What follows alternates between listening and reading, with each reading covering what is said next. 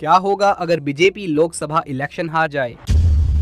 क्या होगा अगर 400 पार का नारा देने वाले 272 भी ना ला पाए?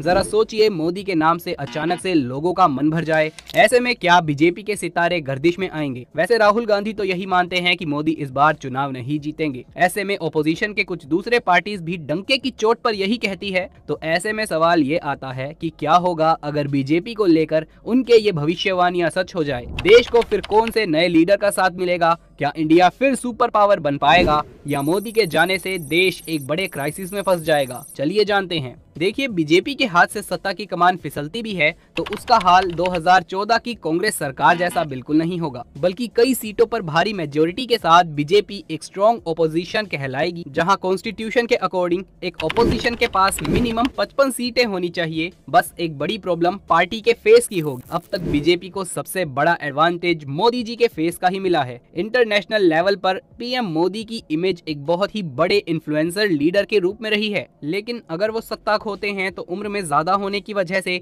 पार्टी को एक नया लीडर चुनना होगा जो वापस से बीजेपी को अनबीटेबल मकान तक पहुंचा ले जा सके और उसे एक ब्रांड बना सके। हालांकि अभी रिसेंट फेसेस को देखकर तो ये उम्मीद योगी जी, नितिन गडकरी जी या फिर अमित शाह से लगाई जा रही है। ऐसे में बीजेपी का चेहरा कौन होगा ये कह पाना मुश्किल है। हाँ, ये जरूर कहा जा सकता है कि बीजेपी के जाने से इंडियन पॉलिटिक्स में एक बड़ा शिफ्ट देखने को मिलेगा। सत्ता पर कांग्रेस की वापसी तो नहीं होगी, लेकिन अगर इंडिया अलायंस जैसा एक बड़ा गठबंधन एग्जिस्टेंस में आ जाए और अगर ऐसा हुआ तो इंडिपेंडेंस के बाद ये पहली बार होगा जब इतनी सारी पार्टीज मिलकर सेंटर में सरकार बनाएंगी। और इसके डिसएडवांटेजेस आपको पहले दिन से ही देखने को मिल सकते हैं, क्योंकि जाहिर है जब गठबंधन 2 से ज्यादा पार्टीज का होगा तो पीएम बनने के उम्मीदवार भी ज्यादा होंगे। और पीएम ही क्यों, कैबिनेट मिनिस्टर की सीट को लेकर भी जो हल्ला सेंटर में दिखाई देगा वो इंडियन पॉलिटिक्स की नींव को हिलाकर रख देगा। इतने हर्डल्स के बाद भी अगर सरकार बनकर तैयार हो जाती है तो छोटे से छोटे बिल को पास करने के लिए भी सेंट्रल गवर्नमेंट में यूनियन नहीं दिखाई देगी। डिफरेंट आइडियोलॉजी और ईगो क्लैश की आग में अच्छे अच्छे डेवलपमेंट प्रोजेक्ट्स, लॉज और सर्विसेज ठप पड़ी रहेंगी।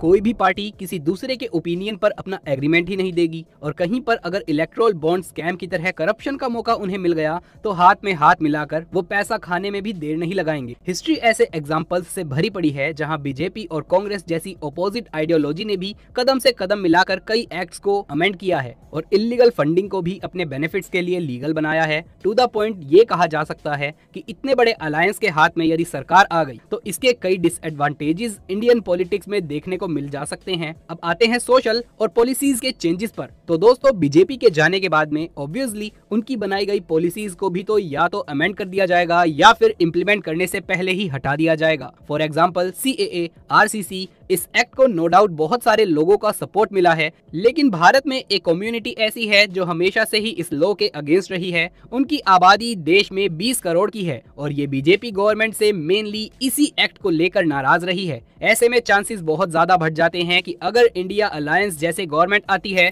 तो इतनी बड़ी आबादी का सपोर्ट अपनी तरफ करने के लिए नई सरकार ये एक्ट हटवा सकती है। CAA के साथ साथ यूनिफॉर्म सिविल कोड यानी कि UCC जैसे एक्ट पर भी रोक लग सकती है, जिसे लाने के लिए बीजेपी कब से एड़ी चोटी का जोर लगा रही है। दरअसल यूनिफॉर्म सिविल कोड एक ऐसा कानून है जो सभी धर्म समुदायों के लिए एक समान, एक बराबर, एक कानून बनाने की वकालत करता है। बीजेपी ऐसे कानून को इम्प्लीमेंट करने का दावा सालों से करती आई है, लेकिन अगर 2024 में सत्ता किसी और के हाथ में आती है साहब, तो चांसेस बहुत ज्यादा हैं कि ये मुद्दा ठंडे बस्ते में जा सकता है। इसके अलावा वन नेशन वन इलेक्शन जैसी बड़ी पॉलिसीज का मुद्दा भी मेन स्ट्रीम पॉलिटिक्स से गायब हो सकता है। अब ऐसा इसीलिए क्योंकि बीजेपी ने 400 पार का टारगेट सेट ही इसीलिए किया है ताकि वो इन मेजर पॉलिसीज को इम्प्लीमेंट कर सके। लेकिन ये तो आप भी जानते हैं कि विपक्ष इस एक्ट को लेकर कितना अगेंस्ट है। इवन लेफ्ट आइडियोलॉजी और कांग्रेस तो इस कानून को डेमोक्रेसी के खिलाफ ही मानती है। तो ऐसा कैसे हो सकता है कि वो बड़े प्यार से इसे लागू कर दें? इन शॉर्ट, बीजेपी का ये सपना धरा का धरा रह सकता है। वैसे बीजेपी के जाने से एक चीज और बदलेगी, वो है मीडिया की भाषा। अभी तक जो मीडिया पूरे तरीके से मोदी के पक्ष में बोलते नजर आते हैं,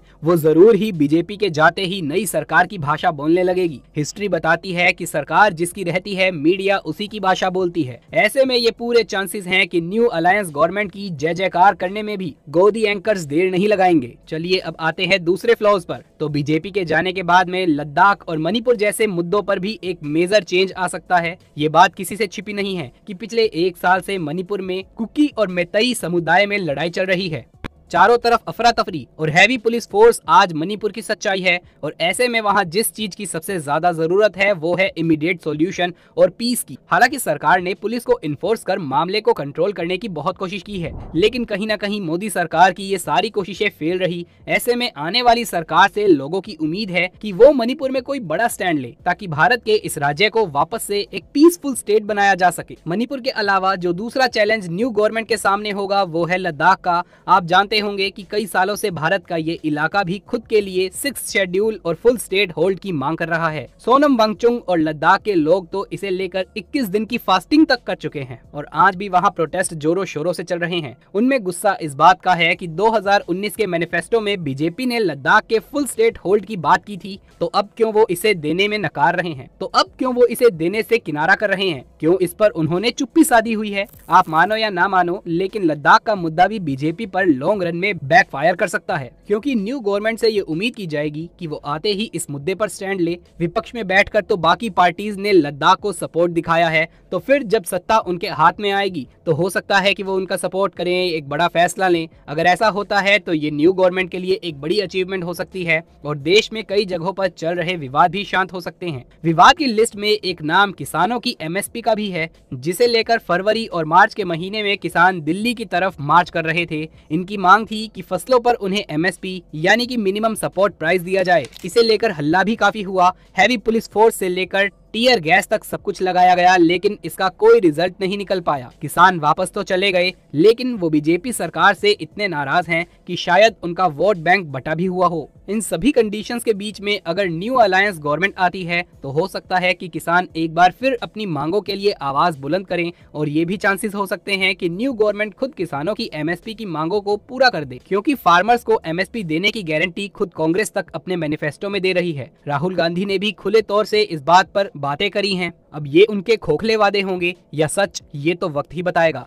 लेकिन हाँ, जो शुरुआत में बात बताई थी वो याद रखिएगा। वैसे एक चुनौती आने वाली नई सरकार के सामने अनएम्प्लॉयमेंट की भी बहुत ज्यादा होगी, क्योंकि बीजेपी की सरकार में बेरोजगारी दर काफी ज्यादा बढ़ गया है। आज के वक्त में ज्यादा से ज्यादा लोग बीजेपी से अनएम्प्लॉयमेंट के मुद्दे को लेकर ही नाराज हैं। उनका मानना है कि 10 सालों में बीजेपी कहीं न कहीं इस परेशानी को सुलझाने में नाकामयाब रही है और इसका जवाब खुद आंकड़े देते हैं। खुद राहुल गांधी का कहना है कि भारत में बेरोजगारी पाकिस्तान से भी ज्यादा हो गई है। जहां पाकिस्तान में 12% अनएम्प्लॉयड है, वहीं भारत में ये आंकड़ा 23% का है। आज भारत का एक बड़ा तबका ऐसा है जो केवल घर पर बैठा है और आलम ये है कि पोस्ट ग्रेजुएट और पीएचडी होल्डर्स तक के पास नौकरी नहीं है। ऐसे में आने वाली सरकार से ये एक्सपेक्टेशन जरूर होगी कि वो इस परेशानी पर जल्दी से जल्दी एक्शन ले। जितनी रफ्तार से हम 5th लार्जेस्ट इकोनॉमी बने हैं, लोग चाहते हैं कि उतनी ही तेजी से बेरोजगारी की प्रॉब्लम को भी टैकल किया जाए, ताकि मिडिल क्लास से एटलीस्ट मिडिल तबका ना छीन लिया जाए। कुछ एक्सपर्ट्स का मानना है कि बीजेपी के जाने से एक और चीज जो तेजी से बदलेगी वो है धर्म की राजनीति। दरअसल कई पोल्स और रिपोर्ट्स इस बात की गवाही देती है कि बीजेपी के आने के बाद में